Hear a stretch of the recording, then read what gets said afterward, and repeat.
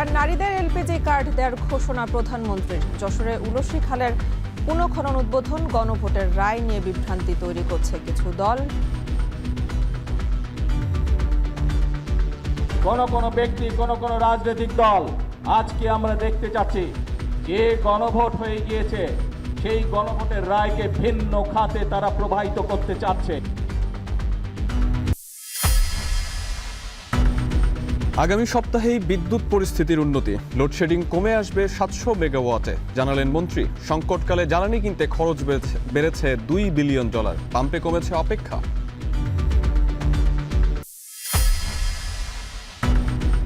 যাত্রী বেশি 4 ছিনতাইকারীর হাতে খুন হন কাস্টমস কর্মকর্তা বুলেট বৈরাগী। মোবাইল টাকা কেড়ে নিয়ে ফেলে দেওয়া হয় চলন্ত সিএনজি থেকে।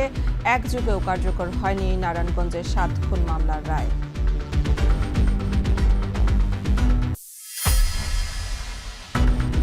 জামিল বৃষ্টির মরদেহ গায়েব করতে চ্যাটজিপিটির সহায়তা নেন অভিযুক্ত হিশাম। জবানবন্দিতে পুলিশকে বিভ্রান্ত করার চেষ্টা, জলাশয় থেকে মরদেহের আরেকটি খণ্ডিত অংশ উদ্ধার। কালবৈশাখী ঝড়ে আজও জামালপুর ও সিরাজগঞ্জে 4 জনের মৃত্যু। হাওর অঞ্চলে আগাম বোরো ধান কাটা নিয়ে শঙ্কায় কৃষক।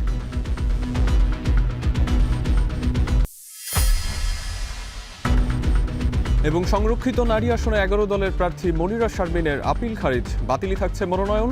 বিএনপির 2 প্রার্থীর মনোনয়ন বৈধতা চ্যালেঞ্জের আপিলও টেকেনি।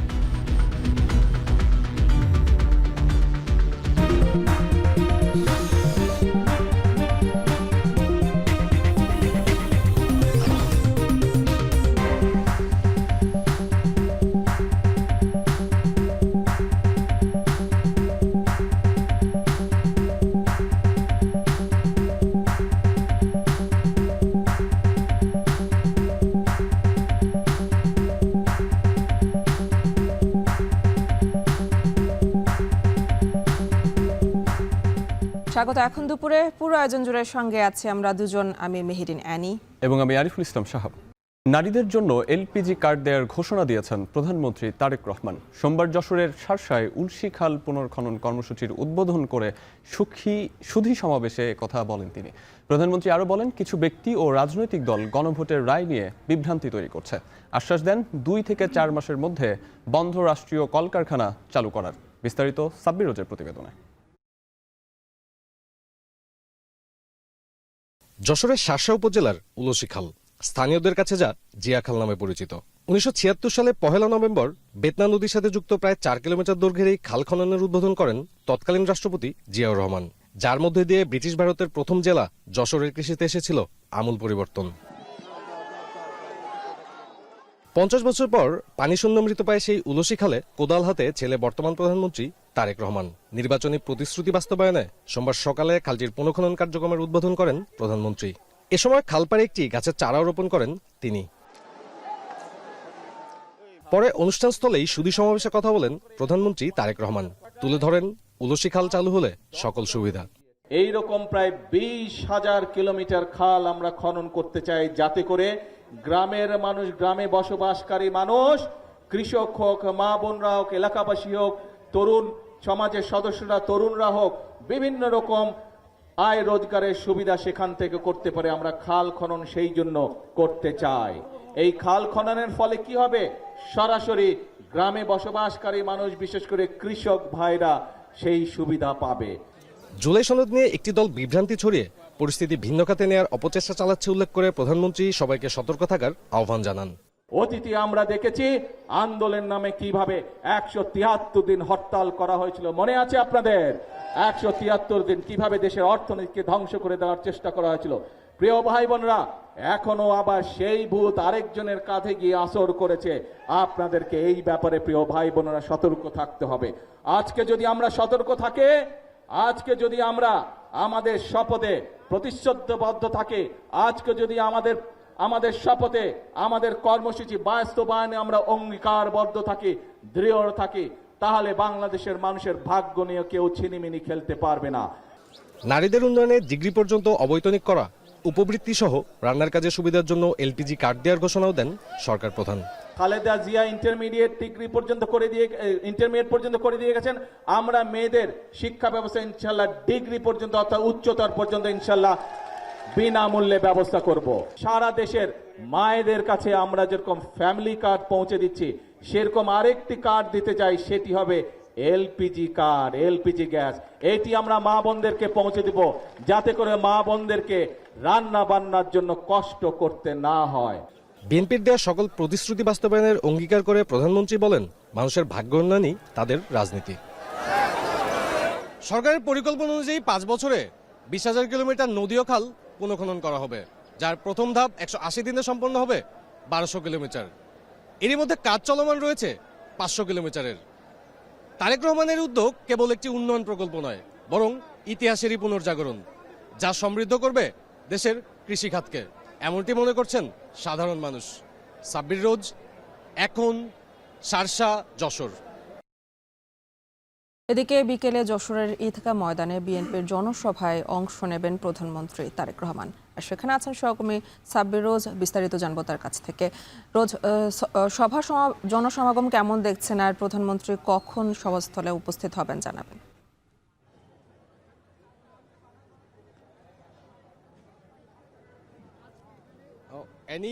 যশোরের যে ঈদগাহ ময়দান, সেই ময়দানে আজ জনসভা যেটি রয়েছে সেটি হচ্ছে ঠিক 3:30টায় শুরু হবে এবং সেখানে উপস্থিত থাকবেন প্রধানমন্ত্রী তারেক রহমান। এবং তিনি এখন আছেন যশোর মেডিকেল কলেজ, যেটি 500 শয্যা বিশিষ্ট, সেটির ভিত্তিপ্রস্তর উদ্বোধন করছেন। এবং এর পরবর্তীতে তিনি যশোর সার্কিট হাউসে যাবেন। সেখানে কিছুক্ষণ বিরতির পরেই এই যে ঈদগাহ ময়দানের যে জনসভা, সেই জনসভায় এসে উপস্থিত হবেন।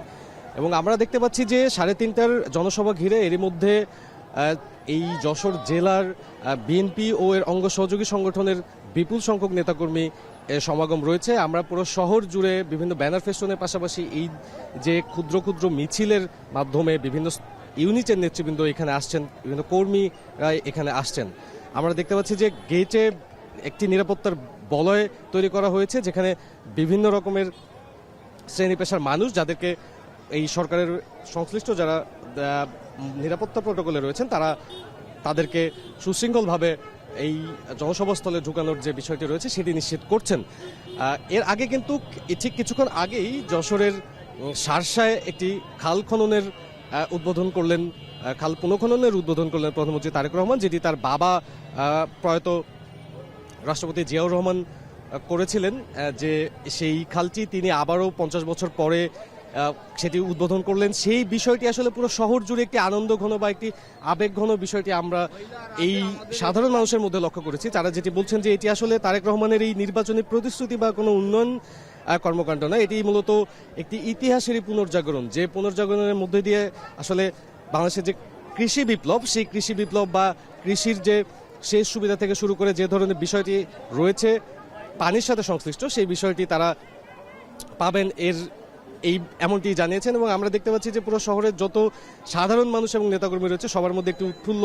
প্রধানমন্ত্রী হওয়ার পরে তারেক রহমানের এই আজ প্রথম যশোরের জনসভায় তিনি বক্তব্য রাখবেন। এবং সাংগঠনিক যে নেতৃবৃন্দ রয়েছে তারাও বলছেন যে তাদের এই সাংগঠনিক অভিভাবক সরকার প্রধান, তাদেরকে এসে আগামীর বাংলাদেশে তাদের দলীয় কি ধরনের কার্যক্রম থাকবে, সাংগঠনিক কি ধরনের কার্যক্রম থাকবে, দেশের ভবিষ্যতে যদি কোনো সংকট তৈরি হয় সেই সংকটে তাদের কি ভূমিকা থাকবে, সেই ধরনের দিক নির্দেশনা দেবেন। এবং যশোর জেলার বিএনপি পুনরুজ্জীবিত হবে এমনটির কথাও অনেকে জানিয়েছেন। তো আর কিছুক্ষণের মধ্যেই, অর্থাৎ ঠিক 3:30টায় শুরু হবে আজকের সমাবেশ। কিছুক্ষণের মধ্যেই যশোরে ঈদগাহ ময়দানে বিএনপির জনসভায় অংশ নেবেন প্রধানমন্ত্রী তারেক রহমান, আর সে খবরই জানাচ্ছিলেন সহকর্মী সাব্বির রোজ। আগামী সপ্তাহে বিদ্যুৎ পরিস্থিতির উন্নতি হবে বলে আশ্বস্ত করেছেন বিদ্যুৎ ও জ্বালানি মন্ত্রী ইকবাল হাসান মাহমুদ। গুলশানে সিপিডির সেমিনারে মন্ত্রী আরও জানান, এই সময়ের মধ্যে লোডশেডিং 2500 থেকে 700 মেগাওয়াটে নেমে আসবে। অনুষ্ঠানে সিপিডি গবেষকরা বলেন, নবায়নযোগ্য বিদ্যুৎ উৎপাদনে বড় বাধা আমলাতান্ত্রিক জটিলতা। এ খাতের 31টি প্রকল্পে $6 বিলিয়ন বিনিয়োগ অনিশ্চয়তা পড়েছে বলেও জানানো হয় সেমিনারে। বিস্তারিত প্রতিবেদনে। মধ্যপ্রাচ্যে যুদ্ধের জেরে গত 1.5 মাস ধরে জ্বালানি সংকট মোকাবেলা করে আসছে বাংলাদেশ। এই সময়ে পরিস্থিতি সামাল দিতে সরবরাহ ও বিতরণ ব্যবস্থায় rationing, fuel pass, spot market থেকে বেশি দামে জ্বালানি কেনা, ভারত থেকে পাইপলাইন ডিজেল আনা সহ নানা পদক্ষেপ নেয় সরকার। গত সপ্তাহে পেট্রোল, অকটেন, ডিজেলের দাম বাড়ায় সরকার। একই সঙ্গে লোডশেডিং চলছে। রাজধানীর বাইরে 6 থেকে 12 ঘন্টা পর্যন্ত বিদ্যুৎ থাকছে না। এমন পরিস্থিতিতে আশার কথা শোনালেন বিদ্যুৎ ও জ্বালানি মন্ত্রী ইকবাল হাসান মাহমুদ টুকু। জানালেন, এখন থেকে 2 থেকে 2,500 মেগাওয়াট লোডশেডিং হচ্ছে। আগামী সপ্তাহে এটি 700 থেকে 800 মেগাওয়াটে নেমে আসবে।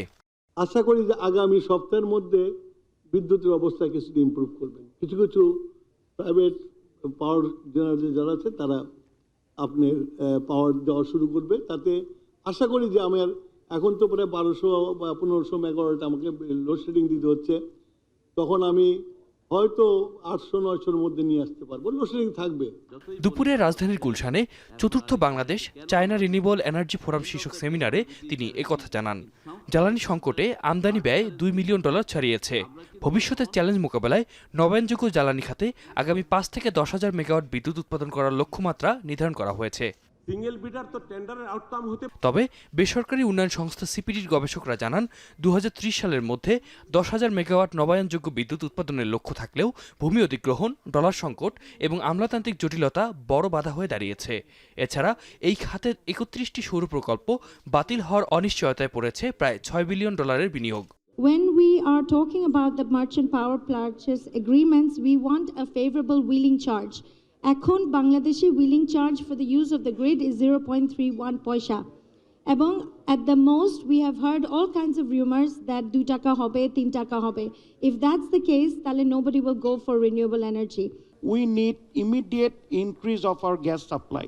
Otherwise, industrial sector will go for a massive production disaster in coming days. বেসরকারি অর্থায়নে এবং বেসরকারি ইনভেস্টরদেরকে এনে দিয়ে একটা পাবলিক প্রাইভেট পার্টনারশিপ মডেলে আমরা ইন্ডাস্ট্রিয়াল স্কেল সোলারের গ্রোথটা দেখতে চাই। বিশেষজ্ঞরা বলছেন, বিনিয়োগের সম্ভাবনাকে বাস্তবে রূপ দিতে হলে আমলাতান্ত্রিক জটিলতা কমিয়ে বিনিয়োগ বান্ধব পরিবেশ নিশ্চিত করা এখন সময়ের দাবি। সচিব মহোদয়কে আমরা অনেকবার জানিয়েছি। আতিক মেজবালগ্ন, এখন ঢাকা। রাজধানীতে ফিলিং স্টেশনে জ্বালানি সংগ্রহে যানবাহনের লাইন ছোট হয়ে এসেছে, কমেছে অপেক্ষার প্রহর। এ নিয়ে আরও জানাতে তেজগাঁও থেকে যুক্ত হচ্ছেন সহকর্মী আফজাল হোসেন। আফজাল, জানাবেন যে বিগত দিনে তেল গ্রাহকদের যে ভোগান্তি ছিল সেটা কমেছে কিনা এবং জ্বালানি সংকট পরিস্থিতির উন্নতির হওয়ার কারণ কি বলছেন ভোক্তা ও পাম্প সংশ্লিষ্টরা, জানাবেন। সাহাব, অবশ্যই কমেছে। আমি সকাল থেকে ডজন খানেক পেট্রোল পাম্পে ঘুরেছি রাজধানীর বিভিন্ন অঞ্চলে, বিশেষ করে মতিঝিল, শাহবাগ সহ বিভিন্ন এলাকার, এখন আছি তেজগাঁওয়ে, এবং সবখানে ক্রেতাদের যে চিরচেনা ভিড় ছিল, লম্বা লাইন ছিল, ভোগান্তি ছিল, বিশৃঙ্খলা ছিল, তার কোনোটি নেই। অর্থাৎ যেই অবস্থা ছিল কিছুদিন আগেও সেটার পরিবর্তন হয়েছে, এবং আজকে অফিস ডে, কর্মব্যস্ত দিন, তারপরেও অন্যান্য দিনের সময়ের তুলনায় আজকে পেট্রোল পাম্পগুলোতে বেশ ছোট লাইন রয়েছে। বিশেষ করে আমি এই মুহূর্তে যেখানে দাঁড়িয়েছি, এখানে এর আগে এই ধরনের দিনগুলোতে কয়েকশো বাইকের লাইন, কয়েকশো গাড়ির লাইন থাকতো। বিশেষ করে তেজগাঁওয়ের এই পেট্রোল স্টেশনের ট্রাক, লরি, এই ধরনের যানবাহনের ভিড় বেশি লক্ষ্য করা যায়। কিন্তু আজকে অন্যান্য দিনের মতো সেই লম্বা লাইন পাওয়া যাচ্ছে না। দ্বিতীয়ত, আগে তেলের পরিমাণ বেঁধে দেওয়া হতো, এই পরিমাণের এবং ওই বেঁধে দেওয়া পরিমাণের বেশি কেউই আসলে নিতে পারতেন না, এবং শুধুমাত্র ফিউয়েল পাস ব্যবহারকারীরাই আসলে পর্যাপ্ত তেল পেতেন। কিন্তু এখন সবার জন্য অনেকটাই উন্মুক্ত করে দেওয়া হয়েছে। বিশেষ করে ফিউয়েল পাস যারা ব্যবহার করছেন তারা তো ইচ্ছে মতো পাচ্ছেনই, এর বাইরেও ডিজেল এবং পেট্রোলে কোনো সীমারেখা নেই। অকটেনের ক্ষেত্র বিশেষে কিছু সীমারেখা রাখা হচ্ছে, বিশেষ করে যখন পেট্রোল পাম্প মালিক যারা রয়েছেন তারা যখন ডিপোতে পর্যাপ্ত পাচ্ছেন না, সেক্ষেত্রে কিছু সীমারেখা রাখা হচ্ছে। কিন্তু তারা জানিয়েছেন যে যেই ডিপো থেকে যে সীমারেখা বেঁধে দেওয়া হয়েছিল লরিতে, অর্থাৎ পেট্রোল পাম্পগুলোতে, সেটাও ধীরে ধীরে তুলে নেওয়া হচ্ছে। সব মিলিয়ে তারা আশা করছেন যে আগামী কয়েকদিনের মধ্যেই যেই পরিস্থিতি আমরা এতদিন দেখে এসেছি, যে মধ্যরাত অবধি লাইন, ভোররাতে লাইন ধরেছেন, মধ্য দুপুরে গরমের মধ্যে লাইন, সেই চিত্র আগামী কয়েকদিনের মধ্যেই পুরোপুরি শেষ হবে বলে আশা করছেন এখানে যারা সংশ্লিষ্ট রয়েছেন। জ্বালানি তেল সরবরাহের সার্বিক পরিস্থিতি নিয়ে কথা আমাদেরকে জানাচ্ছিলেন সহকর্মী আফজাল হোসেন। এই মুহূর্তে যশোরে কথা বলছেন প্রধানমন্ত্রী তারেক রহমান, সরাসরি চলে যাব সেখানে।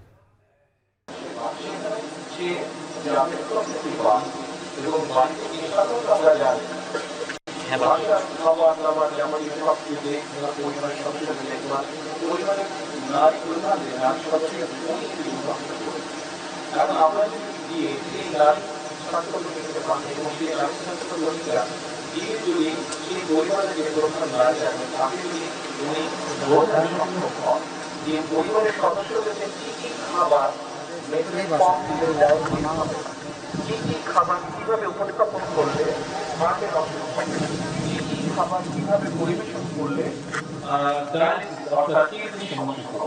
তাহলে আমরা যদি এখানেই রোগীর সংখ্যা কমাতে পারি, জিনিসটা একদিন 5 দিন 7 দিনের বিষয় না, এটি বছরের পর বছর ধীরে ধীরে এটার রেজাল্ট আসতে সময় লাগবে, কিন্তু আমাদেরকে শুরু একদিক থেকে করতে হবে। তাহলে যেটি হবে, স্বাভাবিকভাবে এই হাসপাতালটি যখন হয়ে যাবে 500 বেডের, এই হাসপাতালে চাপ কম পড়বে। যারা এই যে আমাদের সামনে অনেক নতুন স্টুডেন্ট আছে যারা ইনশাল্লাহ ডাক্তার হবে একদিন, এবং এই হাসপাতালে ইনশাল্লাহ তারা কাজ করবে। কিন্তু এখন আজকে এখান থেকে যারা ডাক্তার হবে তাদের কাছে যদি এখন যেভাবে আছে সেইভাবে যদি প্রতিদিন তাদেরকে 100 রোগী দেখতে হয় একজন ডাক্তারকে, কিন্তু সেই 100 রোগীটাকে যদি আমরা কমিয়ে ফেলতে পারি, অর্থাৎ ছোটখাটো চিকিৎসা এবং মানুষকে অ্যাওয়্যার করার মাধ্যমে, সচেতন করার মাধ্যমে যদি সেখানেই আমরা মোটামুটি মানুষের অসুখের সংখ্যাটা কমিয়ে রাখতে পারি, অসুস্থ মানুষের সংখ্যা, তাহলে দেখা যাবে যে একজন ডাক্তার হয়তো 30টি রোগী দেখতে চায়। স্বাভাবিকভাবেই 100 বদলে যখন 30 বা কমে আসবে, যখন ডাক্তারের জন্য কিন্তু কনসেন্ট্রেট করা, অর্থাৎ একজন রোগীকে বেশি সময় দেওয়া সম্ভব হবে, একজন রোগীকে বেটার চিকিৎসা দেওয়া সম্ভব হবে। শুধু তাই নয়, আপনারা চিন্তা করে দেখুন, এই হসপিটালটি যখন হবে, স্বাভাবিকভাবে সরকারের পক্ষ থেকে 500 রোগীর ব্যান্ডেজ বলেন, ওষুধ বলেন, বা অপারেশন থিয়েটারে যেসব বিষয় থাকে সেগুলো প্রোভাইড করা হবে। হয়তো দেখা যাবে রোগীর সংখ্যা আস্তে আস্তে বাড়ছে 700 800, কিন্তু সরকারেরও তো একটা ক্যাপাসিটি আছে। যেমন ধরেন আমরা যদি ঢাকা মেডিকেল কলেজের কথা ধরি, ঢাকা মেডিকেল কলেজে খুব সম্ভবত আমান কত, এটা 1500 না আমান, ঢাকা মেডিকেল কলেজ ডিজি সাহেব আছে তো ঢাকা মেডিকেল কলেজের, হ্যাঁ, কিন্তু অফিসিয়াল ক্যাপাসিটি কত? অফিসিয়াল 2600 বেড আছে, কিন্তু রোগী সংখ্যা কয় হতো আপনার? হ্যাঁ, দেখুন ঢাকা মেডিকেল কলেজ, আচ্ছা, ঢাকা মেডিকেল কলেজ, এটির অফিসিয়াল বেড সংখ্যা হচ্ছে 2600, কিন্তু ঢাকা মেডিকেল কলেজে প্রতিদিন আসে 4000-এর মতন রোগী। এখন আমরা নিজেরাই চিন্তা করে দেখি, আপনি সরকার যে সাপোর্ট যেগুলো দিচ্ছে, ওষুধ বলেন, বেড বলেন, ডাক্তার বলেন, নার্স বলেন, ব্যান্ডেজ বলেন, যাই বলেন না কেন, 2600, ধরেন 3000-এ দিচ্ছে, সরকার দেখছে যে বেশি আসছে 3000-এ দিচ্ছে। আপনি প্রতিদিন 3000 রোগীকে অ্যাটেন্ড করছেন, কিন্তু তারপরে আপনার 1000 কিন্তু রয়ে যাচ্ছে, অর্থাৎ আজকের 1000, আগামীকাল আপনি 3000-এর মধ্যে, 4000-এর মধ্যে 2600 বা 3000-কে আপনি আজকে চিকিৎসা দিলেন, কিন্তু বাকি 1000 আজকে রয়ে গেল, 1000-কে দিতে পারলেন না। আগামীকাল যখন সকাল হবে, আগামীকাল আবার 4000 আসছে, এই 4000 3000-কে সাপোর্ট দিচ্ছে, কিন্তু 2000 আজকের 1000 এবং আগামীকালও রয়ে যাচ্ছে আবার 1000, অর্থাৎ 2000 প্রতিদিন কিন্তু এটা বাড়ছে, প্রতিদিন এটা বাড়ছে। সেজন্যই আমরা সিদ্ধান্ত গ্রহণ করেছি যে আমরা প্রিভেনশনটার উপরে জোর দিব, আমরা মানুষকে সচেতন করার চেষ্টা করব, যাতে যেগুলা বড় বড় অসুখ বিসুখ আছে সেগুলো থেকে যাতে মানুষকে দূরে রাখা সম্ভব হয়। এটি গেল একটি বিষয়। আরেকটি আমরা করার চেষ্টা করছি, সেটি হচ্ছে যে প্রাইভেট পার্টনারশিপ আমরা হসপিটালকে নেওয়া হচ্ছে, পিপিপি যেটাকে বলে, এটি হচ্ছে, ধরুন এই মুহূর্তে যদি আমরা দেখি, তাহলে আমরা দেখব যে সরকারের যত হাসপাতাল আছে, যত বেড সংখ্যা, যত ডাক্তার নার্স আছে, মোটামুটি ভাবে প্রাইভেট সেক্টরেও সারা বাংলাদেশের মোটামুটি ভাবে যেগুলো হসপিটাল, সেগুলোর বেড সংখ্যা, নার্স, ডাক্তার সংখ্যা মোটামুটি ভাবে একই রকম। এখন একটি হাসপাতাল হবে, এখানে যে হাসপাতালটি হচ্ছে, এই হাসপাতালটি হতেও অনেক বেশ 2-2.5 বছর সময় লাগবে। এর মধ্যে তো মানুষ অসুস্থ হচ্ছে, চিকিৎসার সুবিধা থেকে অনেকে বঞ্চিত হচ্ছে, হাসপাতালে যেতে পারছে না। যশোরে বোধহয় আরেকটি 250 বেডের হাসপাতাল আছে, হ্যাঁ, ওটাও বিএনপি সময় করা, যাই হোক, বিষয় সেটা না, কিন্তু ওখানেও কিন্তু রোগী জমা হচ্ছে। এখন পিপি যেটা করতে চাচ্ছি, যশোরে নিশ্চয়ই কিছু প্রাইভেট হসপিটাল আছে যাদের কতগুলো, যেমন ধরেন ক্যান্সার অথবা কার্ডিয়াক পেশেন্ট অথবা ডায়ালিসিস, এই ধরনের বিষয়গুলোকে ট্যাকেল করার মতন তাদের সিচুয়েশন হয়তো আছে, তাদের সেই ইনফ্রাস্ট্রাকচার আছে। আমরা যেটা করতে চাচ্ছি, ধরেন 250 বেডের যে হসপিটালটা আছে, ওখানে ধরেন কার্ডিয়াক পেশেন্ট, হার্টের পেশেন্ট প্রতিদিন হয়তো ডায়ালিসিস পেশেন্ট, আমরা এটা উদাহরণ দিই, এটা দিতে ইজি। ডায়ালিসিস পেশেন্ট ধরেন প্রতিদিন 200 করে জমা হচ্ছে, কিন্তু ওখানে আমরা ধরছি এটা উদাহরণ হিসাবে, দোকানে ধরেন যে মেশিনটা আছে সেই মেশিনের ক্যাপাসিটি হচ্ছে প্রতি মাসে 100 জনকে দেওয়া, কিন্তু আপনার প্রতি মাসে 200 জন রোগী আসছে। আমরা প্রথম 100 জনকে সেখানে সাপোর্ট দিলাম, চিকিৎসা করলাম, বাকি যে 100 জন লাইনে জমা হচ্ছে এদেরকে আমরা প্রাইভেট যে হসপিটালগুলো আছে সেখানে আমরা চেষ্টা করব ধীরে ধীরে বিভিন্ন জনকে সরকারের পক্ষ থেকে আমরা তাদের কাছে সেই রোগীটা পাঠাবো, সেই খরচটাও সরকারই বহন করবে।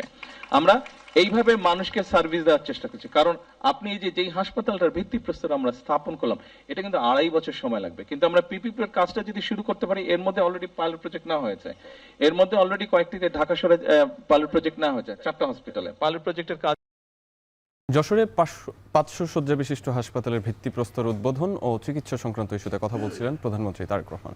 আমলাতান্ত্রিক জটিলতায় দেশে বিনিয়োগ বাড়াতে জাতিগত চ্যালেঞ্জ তৈরি হয়েছে বলে জানান বিডার নির্বাহী প্রধান আশিক চৌধুরী।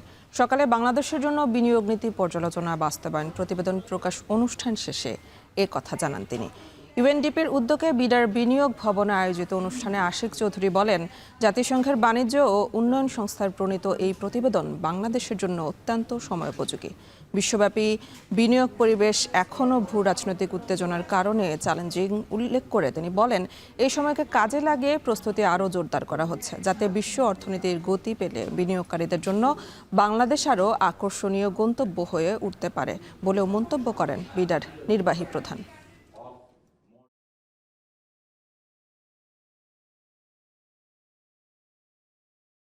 প্রতিযোগী রাষ্ট্রগুলা আমরা যেই পরিকল্পনাগুলো করি তারপরে সেই পরিকল্পনা বাস্তবায়ন করতে যেই সময় নেই, তার অনেক আগেই ওই একই পরিকল্পনা করে অনেক দূর এগিয়ে যান। যে আমাদের একটা আমলাতান্ত্রিক জটিলতার একটা ব্যাপার আছে, আমরা সবসময় সব কিছু একটু বেশি কাগজে করতে চাই এবং দেখা যায় যে কোনো একটা কিছু করতে হলেই 10টা ধাপ পেরিয়ে গিয়ে করতে হবে, এই ডেস্ক থেকে ওই ডেস্কে যেতে হবে, তো কেউই ওই ফুল ওনারশিপটা নেয় না। এটা একটা জাতিগত চ্যালেঞ্জ তৈরি হয়েছে এখন আমাদের অ্যাজ এ কান্ট্রি।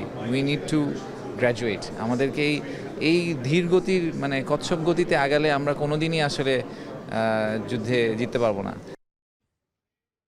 এখন দুপুরে একটা বিরতি নিচ্ছি, একটু পরেই।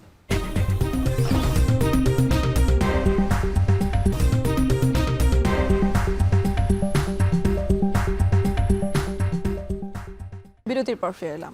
আপনারা দেখছেন এখন দুপুর। কুমিল্লায় সিএনজিতে যাত্রী বেশি থাকা 4 ছিনতাইকারীর হাতে খুন হন কাস্টমস কর্মকর্তা বুলেট বৈরাগী। মোবাইল টাকা কেড়ে নিয়ে কাস্টমস কর্মকর্তাকে ফেলে দেওয়া হয় চলন্ত সিএনজি থেকে। এ ঘটনায় 5 জনকে গ্রেপ্তারের পর কারওয়ান বাজারে সংবাদ সম্মেলনে র্যাব জানায়, অভিযুক্ত সবাই পেশাদার ছিনতাইকারী ও কয়েকটি মামলার আসামি। সানি মৃধার প্রতিবেদনে বিস্তারিত। বাবা মায়ের একমাত্র সন্তান বুলেট বৈরাগী ছোটবেলা থেকেই লেখাপড়ায় ছিলেন বেশ ভালো। পড়াশোনা শেষে 41তম বিসিএসে নন ক্যাডার হিসেবে যোগ দেন রাজস্ব কর্মকর্তা হিসেবে। কি জানতো এত অল্প বয়সী নিজের প্রাণটা দিতে হবে ছিনতাইকারীর হাতে। গেল 24 এপ্রিল বুনিয়াদী প্রশিক্ষণ শেষে চট্টগ্রাম থেকে কাস্টমস কর্মকর্তা বৈরাগী ফিরছিলেন কুমিল্লায়। কাছাকাছি স্থানে পৌঁছে পরিবারের সদস্যদের সঙ্গে বুলেটের একাধিকবার আলাপ হয় বলেও জানা যায়, তবে শেষমেশ আর বাড়ি ফেরা হয়নি। এই ঘটনায় সরাসরি জড়িত থাকা 4 জনকে ও বুলেট বৈরাগীর মোবাইল ব্যবহার করা একজনকে আটক করেছে র্যাব 11। এই ঘটনায় কারওয়ান বাজারে সংবাদ সম্মেলনে র্যাব জানায়, ঘটনার দিন রাত 3টায় কুমিল্লা থেকে বাসায় যাওয়ার জন্য সিএনজিতে চড়েন বুলেট বৈরাগী। তবে আগে থেকেই সিএনজিতে ওত পেতে থাকে হত্যায় সরাসরি জড়িত 4 জন। এমন সময় ছিনতাইয়ের উদ্দেশ্যে তাকে মাথায় ঘাড়ে একাধিক আঘাত করে অভিযুক্তরা। ধস্তাধস্তির এক পর্যায়ে চলন্ত সিএনজি থেকে ফেলে দিলে ঘটনাস্থলেই মারা যায় সে। কুমিল্লা জেলার বিভিন্ন এলাকায় অভিযান পরিচালনা করে এবং অভিযান পরিচালনা করার মাধ্যমে উক্ত হত্যাকাণ্ডের সাথে জড়িত অভিযুক্ত মোহাম্মদ সোহাগ, ইসমাইল হোসেন জনি, ইমরান হোসেন হৃদয়, রাহাত হোসেন জুয়েল এবং মোহাম্মদ সুজনকে কুমিল্লা হতে গ্রেফতার করা হয় এবং এই হত্যাকাণ্ডের সাথে সংশ্লিষ্ট একটি সিএনজি, চাপাতি, সুইচ গিয়ার, ফোর্জিং হ্যামার এবং অন্যান্য দ্রব্যাদি উদ্ধার করা হয়। পরদিন সকালে কোটবাড়ির একটি হোটেলের পাশ থেকে মরদেহ পাওয়া যায় তার। এই ঘটনায় অভিযুক্তরা পেশাদার ছিনতাইকারী বলে জানায় র্যাব। তাদের বিরুদ্ধে বিভিন্ন থানায় চুরি, ছিনতাই সহ একাধিক মামলাও রয়েছে। নিখোঁজের 12 ঘন্টা পর 25 এপ্রিল সকাল 8:45টার দিকে ঢাকা চট্টগ্রাম মহাসড়কের কোটবাড়ি এলাকার একটি হোটেলের পাশের ফুটপাত থেকে ময়নামতি হাইওয়ে থানা পুলিশ তার মরদেহ উদ্ধার করেন। উক্ত ঘটনার সাথে জড়িতদের আইনের আওতায় নিয়ে আসার জন্য র্যাব এর বিভিন্ন টিম নিয়ে সাথে সাথেই মাঠে নেমে যাই আমরা আমাদের কাজ করতে। র্যাবের ধারণা কেবল ছিনতাইয়ের উদ্দেশ্যেই হত্যা করা হয় বুলেটকে। তবে এই ঘটনায় অন্য কোনো উদ্দেশ্য আছে কিনা তা খতিয়ে দেখা হচ্ছে। সানিম রিধা, এখন, ঢাকা। ফ্লোরিডায় সেই ব্রিজের নিচ থেকে মরদেহের খণ্ডিত অংশ উদ্ধার করেছে পুলিশ। তবে ডিএনএ পরীক্ষার আগে এটি বৃষ্টির নাকি জামিলের তা নিশ্চিত হওয়া যায়নি। এদিকে মরদেহ গায়েব করার পদ্ধতি জানতে বেশ কয়েকবার চ্যাটজিপিটির সাহায্য নেন অভিযুক্ত হিশাম। সিএনএনের তথ্য, ধারালো অস্ত্র ব্যবহার করে হত্যা করা হয় লিমনকে। আরও জানাচ্ছেন সতীর্থ কর্মকার। যুক্তরাষ্ট্রে বাংলাদেশি শিক্ষার্থী জামিল লিমন ও নাহিদা বৃষ্টির হত্যাকাণ্ড নিয়ে বের হচ্ছে চাঞ্চল্যকর তথ্য। গা শিউরে ওঠার মতো বিবরণ প্রকাশ করেছে মার্কিন গণমাধ্যম। সবচেয়ে ভয়াবহ তথ্য দিয়েছে সিবিএস নিউজ। সোমবার প্রকাশিত আদালতের নথির বরাতে সিবিএস জানিয়েছে, মরদেহ গায়েবের পদ্ধতি জানতে বেশ কয়েকবার চ্যাটজিপিটির সাহায্য নিয়েছে অভিযুক্ত হিশাম সালেহ। তার অ্যাপার্টমেন্টে রক্তের উপস্থিতির ভিত্তিতে পুলিশ ধারণা করেছিল ধারালো অস্ত্রের সাহায্যে মরদেহ কাটাছেঁড়ার চেষ্টা করা হয়ে থাকতে পারে। রোববার রাতে হিলসবরো কাউন্টি শেরিফ অফিস জানায়, হাওয়ার্ড ফ্র্যাঙ্কল্যান্ড ব্রিজের দক্ষিণে জলাশয় থেকে মানবদেহের কিছু অংশ উদ্ধার করা হয়েছে। তবে সেগুলোর পরিচয় নিশ্চিত করা যায়নি। এই ব্রিজের নিচ থেকেই নিহত জামিলের মরদেহ উদ্ধার করে পুলিশ। আদালতের নথি অনুযায়ী লিমনের শরীরে একাধিক ছুরিকাঘাতের চিহ্ন ছিল। পিঠের নিচের অংশে গভীর ক্ষত লিভার পর্যন্ত পৌঁছেছে। যদিও আরেক শিক্ষার্থী বৃষ্টির মরদেহের বাকি অংশ এখনো মেলেনি। তবে কর্মকর্তাদের ধারণা তাকেও একই পদ্ধতিতে হত্যা করা হয়ে থাকতে পারে। অন্যদিকে লিমন বৃষ্টি হত্যাকাণ্ড প্রসঙ্গে সাবেক এফবিআই এজেন্ট জানিয়েছেন, তদন্তে পাওয়া প্রমাণগুলো ইঙ্গিত করে এটি পরিকল্পিত কোনো ঘটনা নয়, বরং তাৎক্ষণিক রাগের বিস্ফোরণ হতে পারে। ভুক্তভোগী ও অভিযুক্ত একই বয়সী এবং পূর্ব পরিচিত হওয়ায় অর্থনৈতিক বিবাদ, ঈর্ষা বা সামান্য কোনো ঝগড়াই বড় সংঘাতে রূপ নিয়ে থাকতে পারে। গেল 16 এপ্রিল নিখোঁজ হন পিএইচডি শিক্ষার্থী জামিল লিমন ও নাহিদা বৃষ্টি। সতীর্থ কর্মকার, এখন, বিশ্ব। এখন দুপুরে নিচ্ছি আরেকটি বিরতি, ফিরছে একটু পরেই।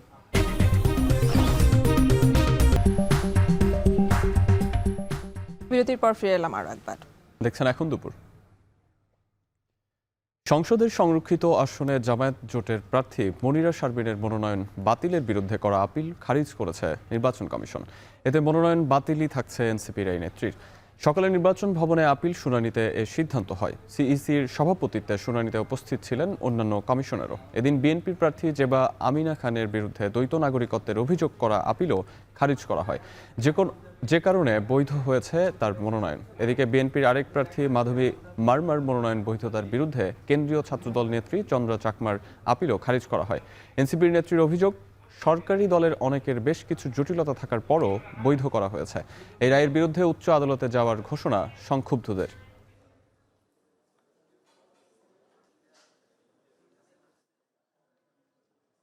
আমরা হাইকোর্টে এটার জন্য রিচ করব ইনশাল্লাহ, এবং আমি আশাবাদী যে এখান থেকেই হয়তো আমরা একটা পজিটিভ রেজাল্ট পাবো।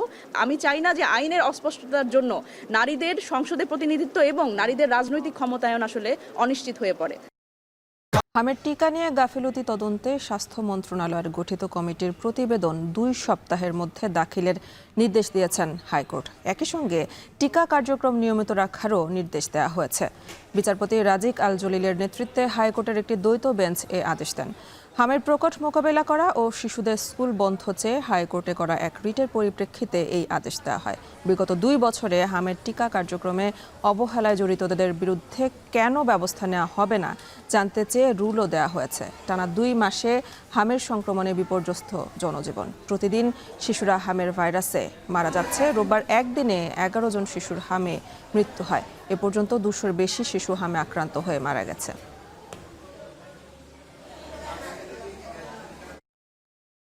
কুষ্টিয়া ৩ আসনের সংসদ সদস্য ও জামায়াতে ইসলামের নেতা আমির হামজাকে ৮ সপ্তাহের জামিন দিয়েছেন হাইকোর্ট।